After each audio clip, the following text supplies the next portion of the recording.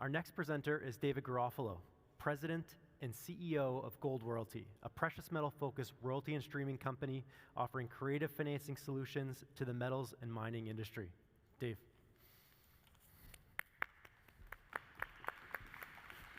Thanks. Dave, great to see you. Thank you. Good afternoon, everybody. I'm delighted to be here. I'm glad you could join me this afternoon. We're entering into a very auspicious year in 2024 for Gold Royalty Corp. We were only founded a little over 3 years ago. We IPO'd in March of 2021, raised $90 million, started to consolidate some of our peers over the course of 21, and then been steadily growing through various means. We have various platforms for growth. In fact, we did M&A when we had a strong currency in 2021. We've done some project financings. We've done some third-party royalty acquisition, and we have an organic royalty generator model that's added about 60 royalties to what's now a royalty portfolio of 240 strong. And that's remarkable given that we started with a very modest, non-cash flowing royalty portfolio of only 18 royalties upon our IPO. So steadily been building out the business, and now we're in a position this year to actually generate positive free cash flow, positive earnings for the first time in our history. And I would say that that's a remarkable achievement in any business for a startup to go from really a standing start to free cash flow and positive earnings generation in the course of 36 months, and that's where we are today. And it's not from just a collection of early stage royalty opportunities. Yes, we have many of those in the portfolio. We cover the gamut in the life cycle of a mine from early stage exploration right through to production. But we have royalties on some of the largest gold operations in North America. We have royalties on 3 of the 5 biggest producing gold mines in North America, in fact. And we've now recently acquired a copper stream on the Varus large-scale silver copper mine in Bosnia, which is an 18-year plus reserve life. So we have generational foundational assets within the portfolio that provide us an underpinning of growth and cash flow for decades to come, in addition to the significant optionality we have in some of the early stage royalty opportunities. And I would say the reason we've been able to grow so rapidly is because we've leveraged a group of people within our board and management that have collectively over 400 years of experience in the industry. And not just as financial engineers. Many of us have been builders and operators over the course of our career. I spent 33 years building and operating mines, and that's a recurring theme within our C-suite, within our management group, and within our board, which gives us 2 distinct advantages. One is it gives us a clear-eyed view of the underlying risk of what we're investing in, so we can assure that we're going to get an adequate rate of return, but also gives us access. And the reason we've been able to grow so quickly is because virtually everything we've bought has been in a bilateral negotiation rather than a competitive process, getting in front of opportunities before our competitors are even aware of them, and being able to accumulate quality assets in quality jurisdictions in a very rapid fashion and generating strong returns in doing so. And this is just a graphical representation of what we've been able to do in 3 short years. Again, starting with 18 non-cash royalties, through our M&A activities, through project financing, through third-party royalty acquisition, also through royalty generation, which is really through our sweat equity. We've added over 230 plus royalties into the portfolio to supplement the 18 that we started with back in early 2021. In the course of doing that, we've gone from a 0 start in terms of the net asset value of our business to over $500 million on a consensus basis in the NAV of our underlying business. And we're projecting generating over $220 million of return in that portfolio through the end of the decade. And we're just getting started because many of these assets have decades of reserves ahead of them. So in terms of getting cash returns on the capital we put to work, it's happening today and it's happening quickly. And we're generating strong returns. It really puts us in a position to start to return capital to shareholders in relatively short order. You know, any presentation on the royalty business really should start with the fundamentals of the underlying commodity. Whether it's gold, which is over 90% of our business, or copper, which has now grown to about 10% with the recent Varus acquisition, the fundamentals are extremely sound. And if you look at gold over a 50-year horizon, it's really been a one-way trade. Yes, it's a volatile commodity, as all commodities are, but when you look at what gold has done since the gold standard was abandoned by the U.S. government in the early 1970s, it's gone from $35 to $2,400 an ounce today, whereas the purchasing power of the U.S. dollar, and for that matter, any of the major fiat currencies globally, has gone down 96%. The temptation to expand money supply is really limited just by the printing press, whereas gold is quite finite in quantity, and which is why it has been a reserve currency for 4,000 years, and why its purchasing power has not budged in those 4,000 years. Whereas the value of fiat currencies continues to be debased. What we haven't seen is a response in the performance of the gold equities. We think that's inevitable, and I think it's likely to be led by the royalty companies that provide optimum top-line exposure, optimum exposure to the exploration upside of our underlying properties that we have royalties on, while protecting our investors from cost inflation, which unfortunately is quite firmly entrenched in the general economy. Gold is an agnostic and accurate barometer of what's happening to real inflation. The CPI numbers are absolutely economic fiction. We're not experiencing 3 to 4% inflation. What gold is telling us is we're experiencing at least 15 to 20% inflation. And I think we all see that in our everyday lives. We see that in our everyday businesses in terms of the cost of inputs and capital costs and whatnot. And it's telling that after 33 years of building and operating mines, I'm running a royalty company. I believe in gold as an asset class, but I don't believe in the capacity of the operating part of our industry to deliver outsized returns in an upwardly dynamic cost environment. And it's a similar dynamic in the copper business. We see a supply deficit rapidly emerging as we see burgeoning demand due to the electrification efforts of our various governments globally. What we haven't seen is a supply-side response because of the lack of investment in exploration and mine development for more than a decade, and we've seen a deterioration of reserves, not just in the gold industry, but in the copper industry as well. There's simply nothing being built in the copper industry right now. That's why BHP is running after Anglo. They're buying, they're not building, and that is a zero-sum game for the industry. That's not adding value, it's just trading assets.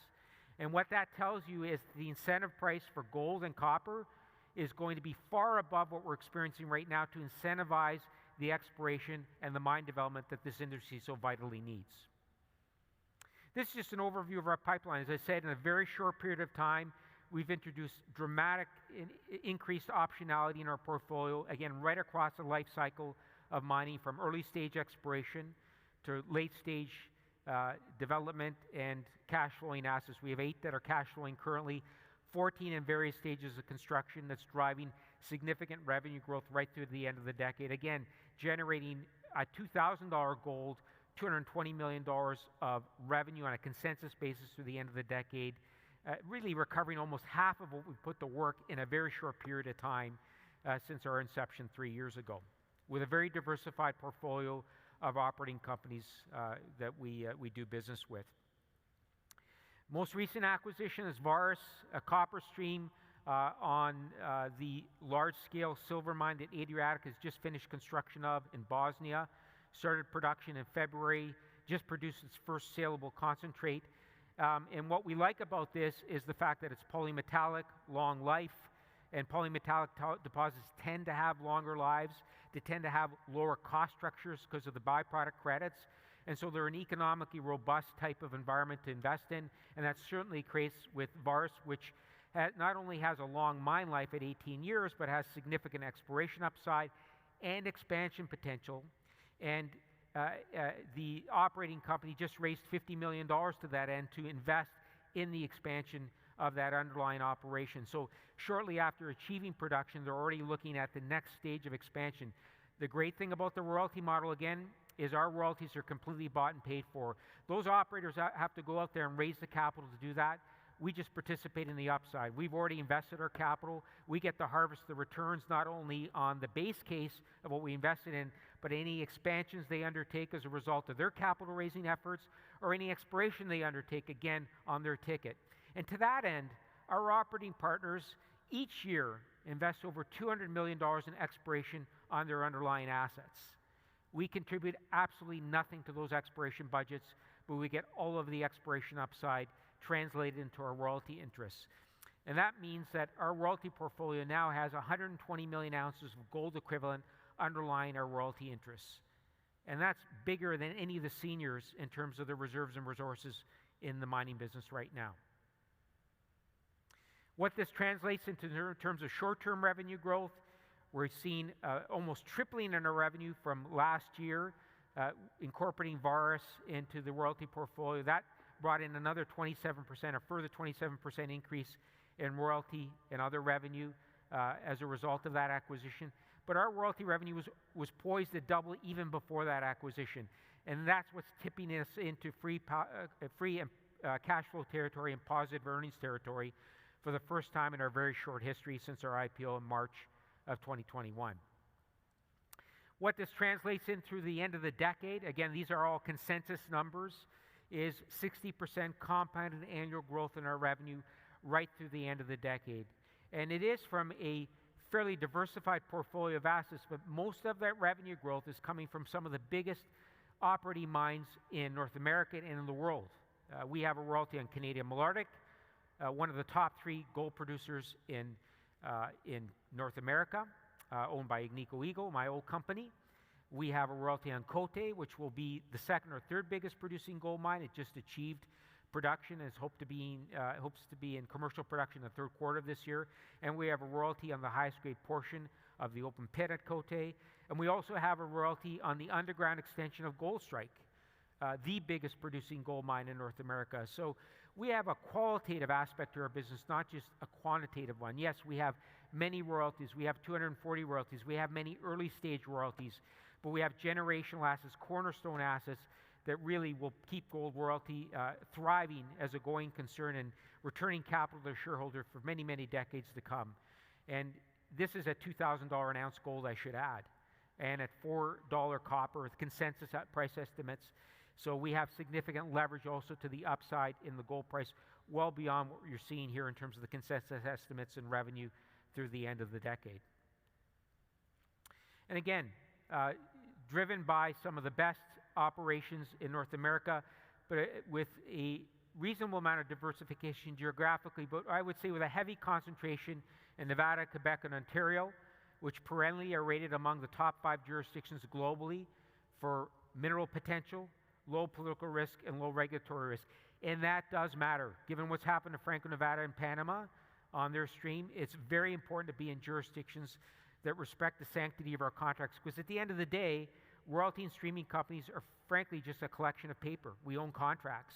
And if we're not in areas that have jurisprudence and protection around the sanctity of those contracts, we frankly shouldn't be there. And that's why we've been very careful in terms of curating the jurisdictions that we are willing to do business in, but with very high quality projects. The re-rate potential we think is immense. When you look at the landscape of royalty companies, and there's been a proliferation of them, and there's been some consolidation of late. 9 royalty companies have disappeared since our IPO back in March of 2021. We absorbed 3 of them. There's still re-rate potential that's immense relative to where the seniors are trading in the space. You see the seniors are typically trading at 2 to 2.5 times price to net asset value, and many of the smaller players that are sub $3 billion market cap are trading at significant discounts to the seniors. And the opportunity here is to create scale quickly. We're going to be able to do that through effectively harvesting from a prolific and very diversified portfolio that we've already bought and paid for. We think there's going to be further consolidation to achieve scale quickly. And we think the re-rate potential is immense, not only on our own, but through the consolidation that we think will inevitably happen as these companies all strive to achieve scale quickly to start to match the scale that the seniors are experiencing and being paid for. But I think the difference between the smaller players and the seniors is we can deliver growth. You know, when you're a $30 billion market cap company, there isn't any individual royalty streaming deal you can do that moves the needle, that delivers significant growth.